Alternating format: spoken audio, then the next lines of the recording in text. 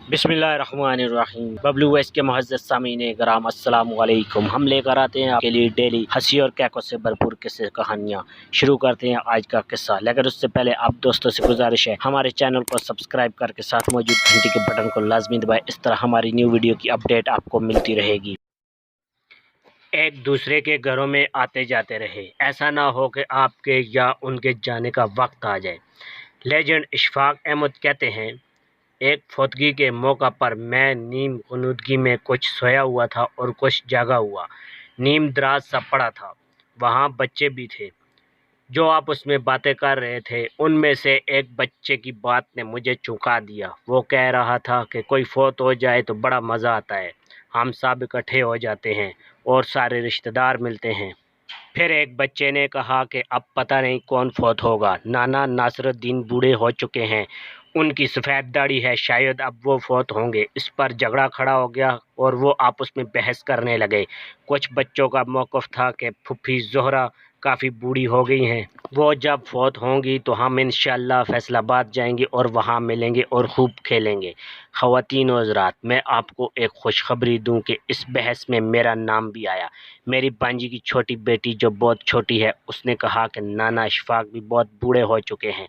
ख़वातीन और हज़रात, शायद मैं चूँका भी इसकी बात सुनकर था। जो मेरे हमायती बच्चे थे वो कह रहे थे कि नाना इशफाक फौत होंगे तो बहुत रौनक लगेगी, क्योंकि ये बड़े मशहूर हैं। जब बच्चों का झगड़ा कुछ बढ़ गया और उनमें तलख़ी बढ़ने लगी तो एक बच्चे ने कहा कि जब नाना इशफाक फौत होंगे तो गवर्नर आएंगे। इस पर एक बच्चे ने कहा कि नहीं, गवर्नर नहीं आएंगे, बल्कि वो फूलों की एक चादर भेजेंगे, क्योंकि गवर्नर बहुत मसरूफ़ होता है। तुम्हारे दादा या नाना अब्बू इतने भी बड़े आदमी नहीं कि उनके फौत हो जाने पर गवर्नर आए।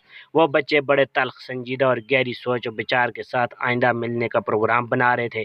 ज़ाहिर है बच्चों को तो अपने दोस्तों से मिलने की बड़ी आरज़ू होती है ना। हम बड़ों ने ऐसा माहौल बना दिया है कि हम रिश्ते भूलकर कुछ ज़्यादा ही कारोबारी हो गए हैं।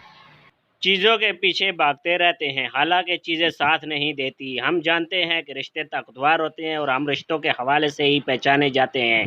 खुदा के लिए कोशिश करें कि हम अपने रिश्तों को जोड़ सकें। ऐसी खलीज हाइल ना होने दें कि मुलाकातें सिर्फ किसी के फौत हो जाने की मरहून मन्नत ही रह जाएं। क्या हम इन बच्चों की तरह इस बात का इंतज़ार करेंगे कि कोई मरे, फिर हम मजबूरी के साथ लाठी टेकते हुए या छड़ी पकड़े वहाँ जाएं? जब हम कहीं जाएं तो ये फ़ख्र दिल में होना चाहिए कि मैं एक शख्स से मिलने जा रहा हूं, मुझे इससे कोई दुनियावी गरज नहीं है, उसके पास इसलिए जा रहा हूं कि वो मुझे बहुत प्यारा है। चाहे हम उस काम के लिए कम वक्त दें, लेकिन दें ज़रूर। ऐसे मज़ेदार किस्से कहानियाँ हासिल करने के लिए हमारे चैनल को सब्सक्राइब कर दें। Thanks for watching. अल्लाह हाफिज़।